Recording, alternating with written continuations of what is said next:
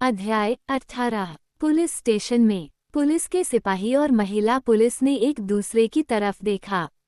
उन्होंने उस काली बिल्ली की तरफ देखा जिसका सीना और पंजे सफ़ेद थे और जिसकी नाक पर सफ़ेद धब्बा था और जो थाने की मेज़ के दूसरे छोर पर बैठी हुई थी। उन्होंने मेज़ की दूसरी तरफ बैठे दो आदमियों की तरफ देखा। एक छोटा और मोटा था, जिसकी आंखें बटनों जैसी चमकदार और काली थीं और वाल बेलगाम सीधे खड़े थे। दूसरा एक बुजुर्ग सा आदमी था, जिसके लहरदार खिचड़ी वाल थे और आंखें लाल थीं, क्योंकि वह रोता रहा था। एक बार फिर इस सब को दोहरा लिया जाए, क्यों? महिला पुलिस ने उस बड़ी चमड़े की जिल्द वाली किताब की तरफ मुड़ते हुए कहा, जिसमें उसने अभी अभी सारी कहानी लिखकर खत्म की थी। आपकी सारी तस्वीरें चुरा ली गई हैं। हाँ, वॉनी ने रुआ से स्वर में कहा। एक भूत द्वारा। हाँ, और यह भूत पूरी तरह अदृश्य था, पुलिस के सिपाही ने कहा।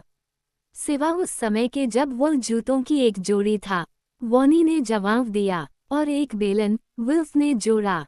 और ऐसा, वेलन ने तुम पर एक रसभरी का मुरव्या खींच मारा, पुलिस के सिपाही ने अपनी पेंसिल से विल्फ की तरफ इशारा करते हुए कहा। वह नींबू का मुरब्या था और वह मेरी तरफ फेंका नहीं गया था।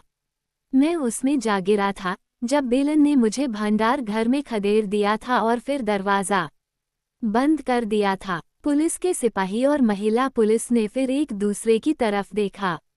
बेलन ने तुम्हें भंडार घर में खदेड़ दिया और दरवाज़ा बंद कर दिया, औरत ने दोहराया। हो, बिल्कुल यही किया, पुलिस के सिपाही ने कहा। हफ्ते में हर रोज़ होता रहता है। इतवार को दो बार, महिला पुलिस ने कहा। उसने अपना होंठ दांतों में दबा लिया और मुश्किल से अपनी हंसी दबाने की कोशिश करते हुए फिर से किताब पर नज़र डाली। और बेलन ने आपको भी सोने के कमरे में खदेड़ दिया और वहां बंद कर दिया। उसने बानी से कहा। नहीं, वो तो जूते थे सिर्फ। तब तक वे फिर से अदृश्य हो गए थे और उन्होंने दरअसल मुझे खदेड़ा नहीं था, बल्कि मैं ही भाग खड़ा हुआ था, क्योंकि मैं डर गया था। मैंने अपने को बिल्ली के साथ सोने के कमरे में बंद कर लिया था। और आप लगभग सारा दिन वहीं रहे, महिला पुलिस ने कहा, और जब आप बाहर आए तो आपने पाया कि आपके सारे चित्र जा चुके थे, एक भी नहीं बचा था।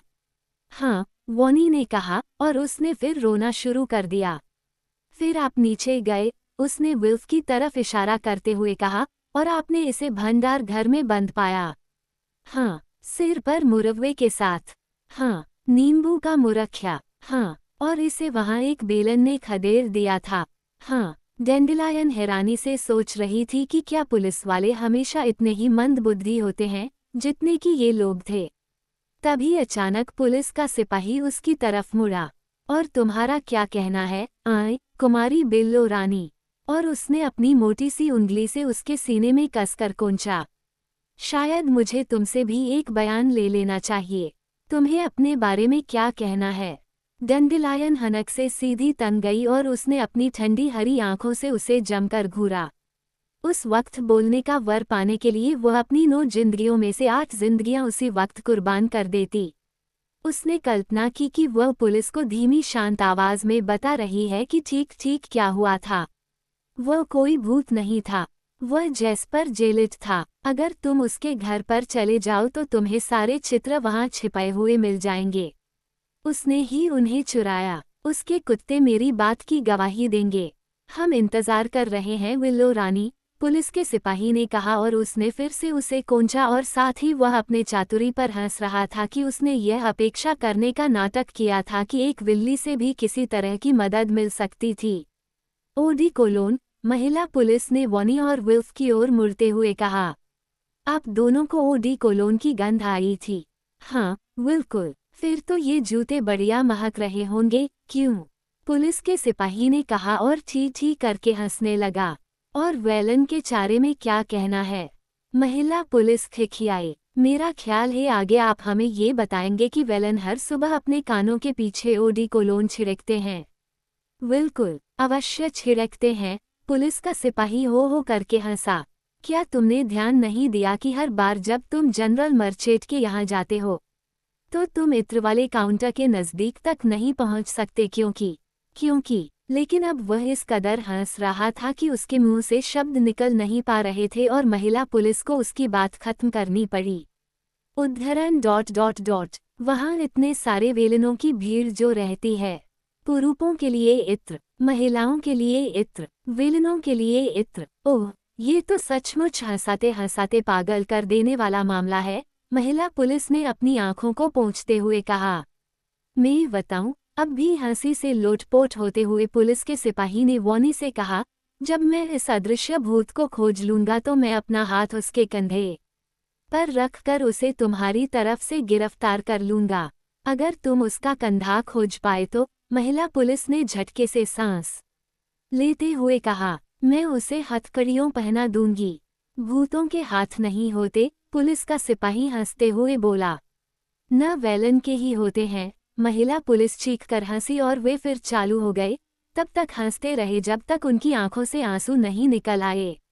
हे ईश्वर, आखिरकार पुलिस का सिपाही चिल्लाया, अब भी वह झटके से सांस लेकर खिखिया रहा था। पैदा होने के बाद इतने वर्षों में पुलिस विभाग में भी अपने लंबे जीवन के दौरान मैंने कभी ऐसी लंत्रानी नहीं सुनी। मेरा तो मन था कि मैं तुम दोनों को पुलिस का वक्त ज़ाया करने के लिए चार्जशीट कर दूं। उसने कड़ी मुद्रा बनाने की कोशिश करते हुए कहा, सिवा इसके कि मुझे याद नहीं कि मैं पिछली बार कब इतना खुलकर हंसा था। अब फूटो यहाँ से, महिला पुलिस ने कहा, और इस बिल्ली को अपने साथ लेते जाओ। फिर कभी मैं तुम्हें यहाँ वापस आते न देखूं, क्योंकि अगर भूत यहाँ आएगा तो हम भी उसे नहीं देख पाएंगे, पुलिस के सिपाही ने कहा, क्योंकि वह नज़र जो नहीं आता। न जूतों को देख पाएंगे, न बेलन को। और जिस समय बानी, विल्फ और डैंडिलायन उदासी में डूबे हुए घर की तरफ जा रहे थे, उन्हें सड़क पर अपने पीछे पुलिस के सिपाही और महिला पुलिस की हंसी तैरती हुई आती सुनाई दे रही थी।